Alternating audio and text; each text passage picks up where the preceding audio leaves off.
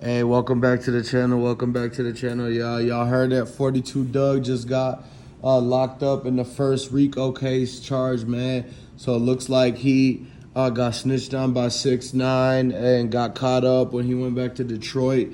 He has so much stuff on him, man. They had no choice but to lock him up, man. So look, it just goes to show y'all got to keep your eyes open. That we've been telling you this whole time. It's a Rico charge coming. Rico case, Moneybagg Yo, Gotti, but it all started with 42 Dugg because he just signed with CMG.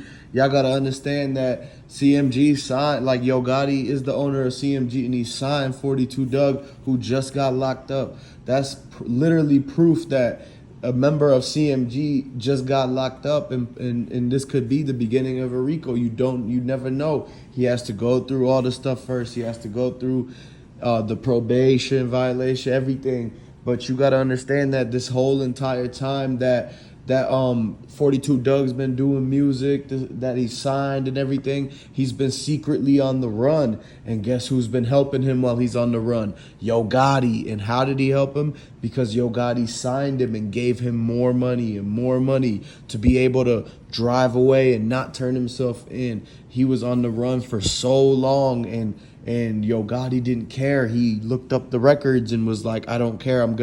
I'll rather help the person, be out, even though he did, very crazy things and stuff like that. But y'all gotta understand that he wanted him. He didn't care that had all these crimes and stuff. He's like, no, CMG is known to help street criminals, basically. So the fact that happened is some crazy stuff, and y'all gotta realize that 42 Dugg is connected to this whole thing. And the money, you gotta trace the money back to this whole situation, man. So y'all gotta realize that it's somebody that 42 Dugg, he's snitching now. He just snitched on Blac Youngsta, and the paperwork came out that Blac Youngsta also snitched on everybody. So while we're speaking right now, the whole CMG is in interrogation rooms. They're getting tearing down the lamp at their face, good people playing good cop, bad cop. And y'all gotta realize, man, it's a setup this whole time, and they're having 42 Dugg talk. They're gonna throw life or 25 at 42 Dugg if he doesn't give away what Yo Gotti and Moneybagg Yo did. And at this very moment, man, they're probably deleting all their text messages to 42 Dugg. They're probably getting rid of like all this gifts and evidence and receipts that they had that tie back to 42 Dugg on certain dates and events.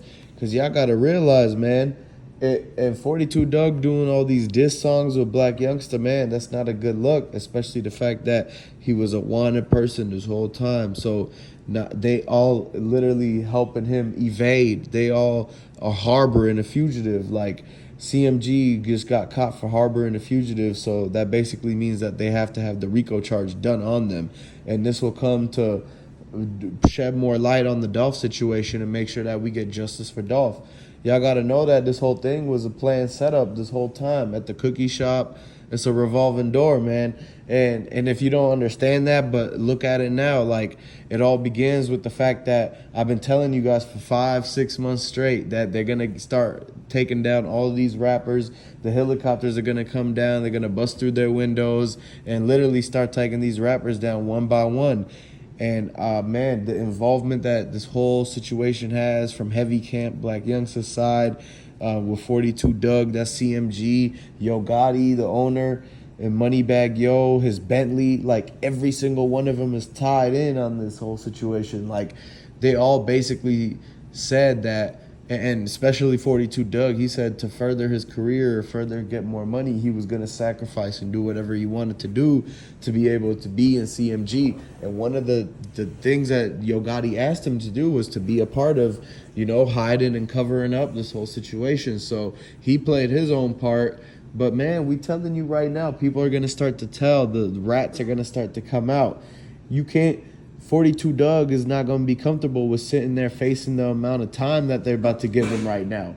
Y'all got to realize that he doesn't want to do all that time, so he has no choice but to sing and to tell.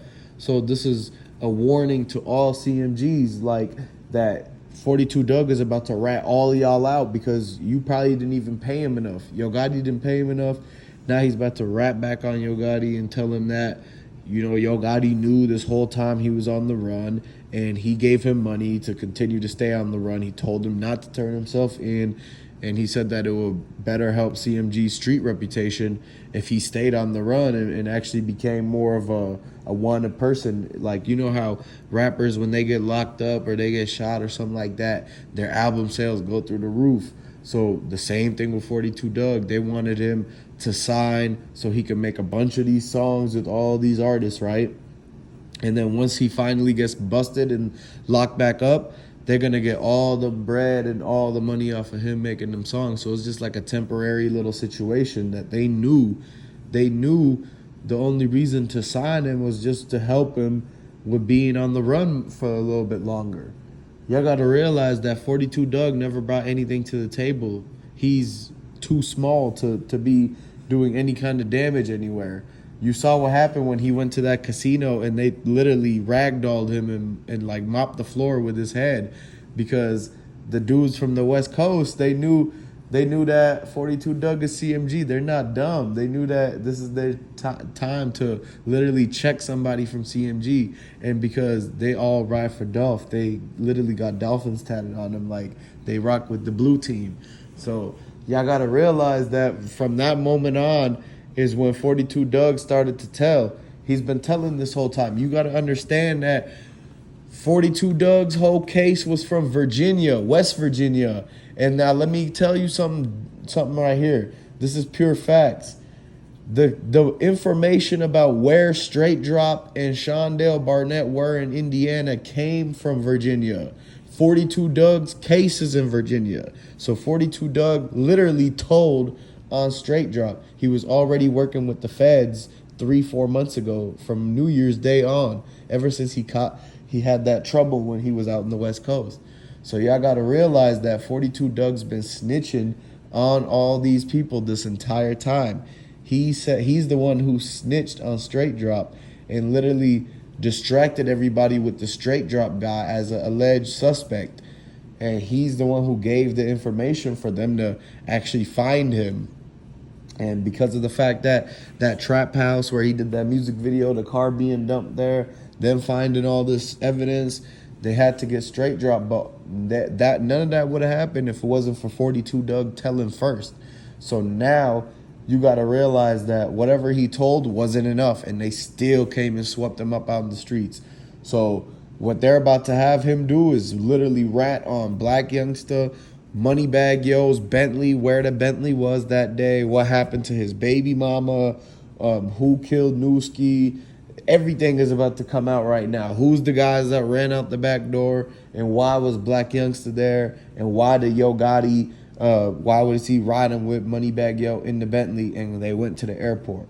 All of those questions are about to be answered. And so, man, look, subscribe to this channel, like this video, man. We're going to get all the info from 42 Dugg's cellmate. So just keep staying tuned for the next video tomorrow, and make sure you hit that subscribe button.